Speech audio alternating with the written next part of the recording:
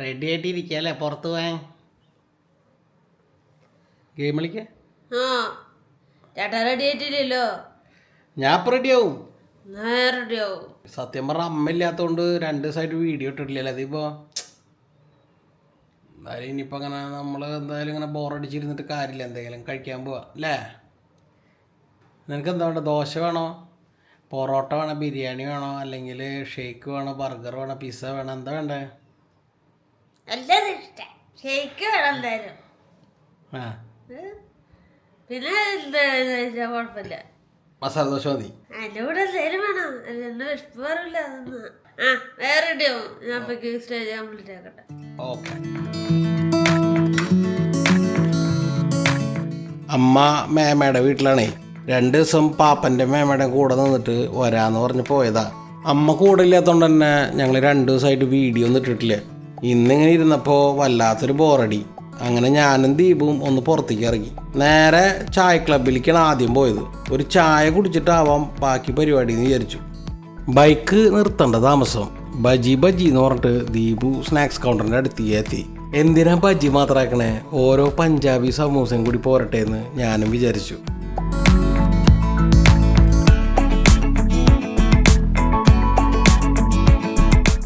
സാധാരണ നമ്മൾ ചായ ക്ലബ്ബിൽ വരുമ്പോഴേ ഒരു 5-8 കടിയെങ്കിലും പറയാറുണ്ട്. ഇന്നിപ്പോൾ ആകെ 4 കടിയും 2 ചായയാണ് പറഞ്ഞിട്ടുള്ളത്. നാട്ടിക വഴി എപ്പോൾ പോയാലും ഞങ്ങൾ കയറാറുള്ളൊരു സ്പോട്ടാണ് ചായ ക്ലബ്ബ്. ഇവിടുത്തെ ചായ ആയാലും സ്നാക്സ് ആയാലും എനിക്ക് ദീപുനും നല്ല ഇഷ്ടമാണ്.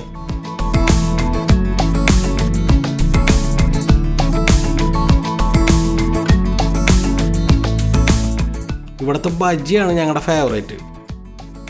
നല്ല പൂവമ്പഴം പോലത്തെ സോഫ്റ്റ് ബജിയാണ് ഇവിടെ. അത് സ്പൈസി ചട്നിയിൽ മുക്കിയിട്ടായാലും മുക്കാണ്ടായാലും നല്ല ടേസ്റ്റാണ്. നല്ല പൊളിയില്ല. പുളിയുള്ള ചട്നിയിൽ മുക്കി ബജി കഴിച്ചതിന് ശേഷം ഓരോ സിപ്പ് നല്ല മധുരമുള്ള ചായ അടിക്കുക എന്ന് പറയുന്നത് ഒരു പ്രത്യേക ഫീലാണ് അല്ലേ?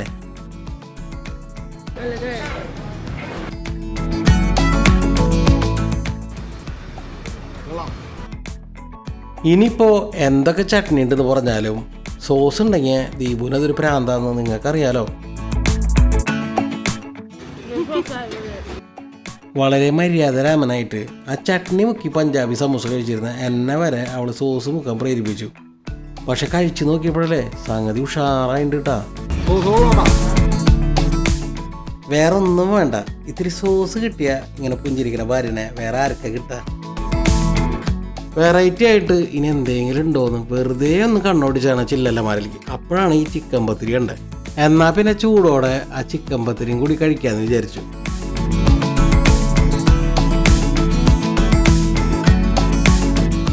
ദേ അതിലും സോസ്. സാധാരണ പത്തിരിയുടെ ഉള്ളിൽ ചിക്കനൊക്കെ വെച്ചുള്ള ഒരു ഐറ്റം. സംഗതി എങ്ങനെയുണ്ടെന്ന് വെച്ച് കഴിഞ്ഞാൽ കുഴപ്പമില്ല എന്നേ പറയാൻ പറ്റുള്ളൂ.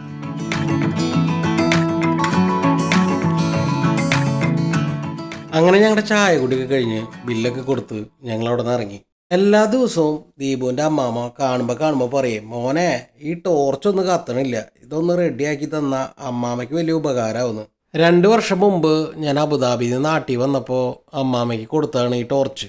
ഇതിനെന്ത് കംപ്ലൈൻറ്റ് വന്നാലും അമ്മാമ്മ എന്നോടാ പറയാം.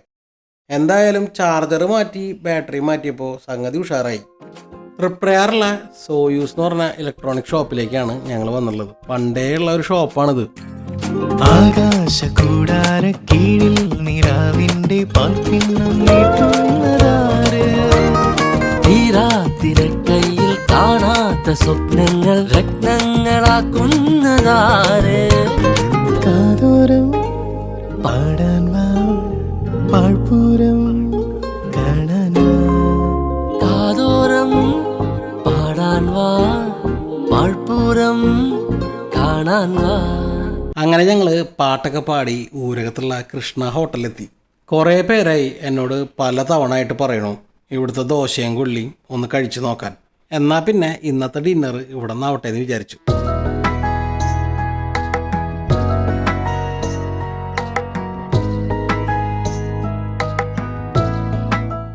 ഏകദേശം 70 വർഷത്തിലേറെ പഴക്കമുള്ള ഒരു വെജിറ്റേറിയൻ റെസ്റ്റോറൻ്റാണിത്.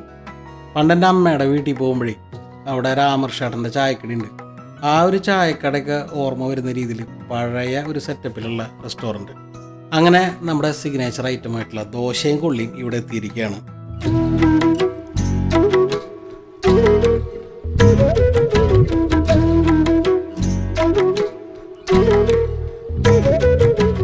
നല്ല നാടൻ ദോശയും നല്ല സോഫ്റ്റായിട്ടുള്ള കൊള്ളിയായിരുന്നു.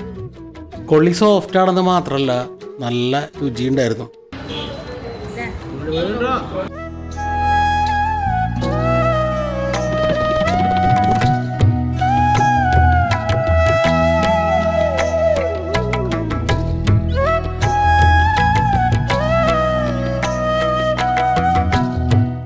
ചട്നിയിലായാലും സാമ്പാറിലായാലും ഉള്ളിയിലായാലും എല്ലാത്തിലും ശകലം വെള്ളം കൂടുതലാണെന്ന് തോന്നി.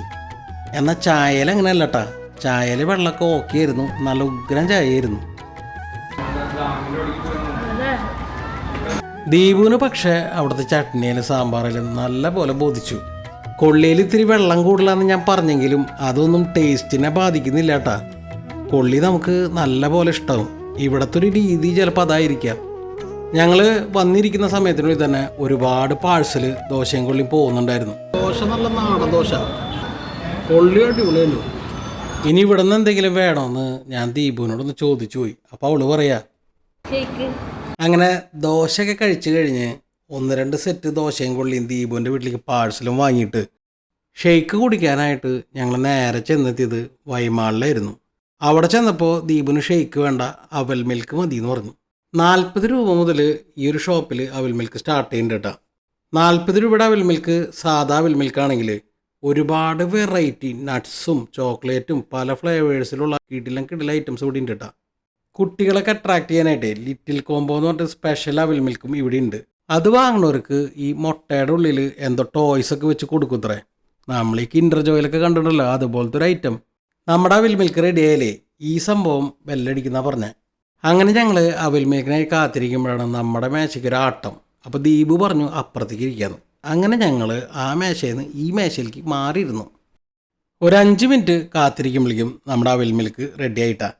ആ അവൽ മിൽക്കിൻ്റെ മേലെ വിതറിയിട്ടുള്ള അണ്ടിപ്പരിപ്പും ചോക്ലേറ്റ് സിറപ്പും കണ്ടപ്പോണ്ടല്ലോ ഞാനും ദീപും ഞങ്ങൾ ഒരുപോലെ ആക്രാന്ത പരവശരായി. ഓരോരോ അണ്ടിപ്പരിപ്പായിട്ട് ദീപു പെറുക്കി അടിക്കാൻ തുടങ്ങി. എന്നാൽ പിന്നെ ഞാൻ ഒരെണ്ണം എടുക്കാമെന്ന് വിചാരിച്ചിട്ട് അങ്ങോട്ട് എടുത്തു.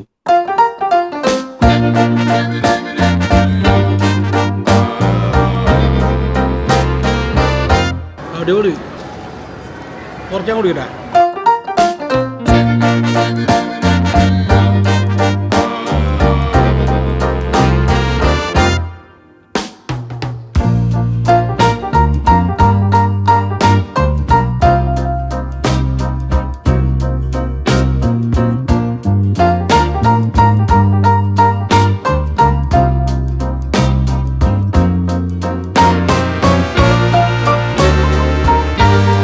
മതി എന്നാ അടിക്കും.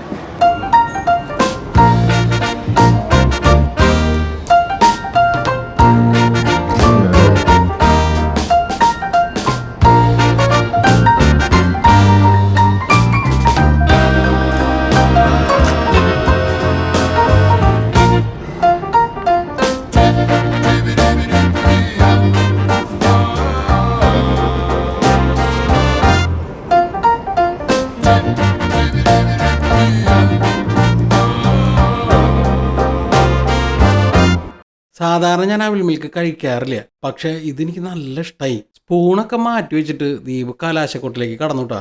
അങ്ങനെ ഗ്ലാസ്സോട് കൂടി അടിച്ചുകൊണ്ടിരിക്കുകയായിരുന്നു.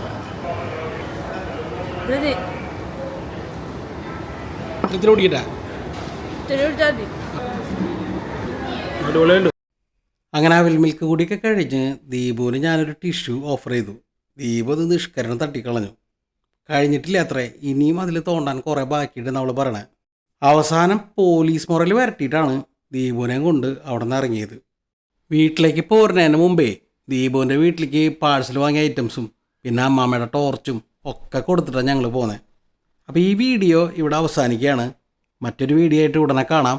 അതുവരയ്ക്കും ബൈ. ആകാശകൂടാരക്കീഴിൽ നിലാവിന്റെ പാൽക്കിണ്ണം നീട്ടുന്നതാര്? തീരാത്തിരക്കയിൽ കാണാത്ത സ്വപ്നങ്ങൾ രത്നങ്ങളാക്കുന്നതാര്? കാതോരം പാടാൻ വാ, പാഴ്പൂരം കാണാൻ വാ. കാതോരം പാടാൻ വാ, പാഴ്പൂരം കാണാൻ വാ.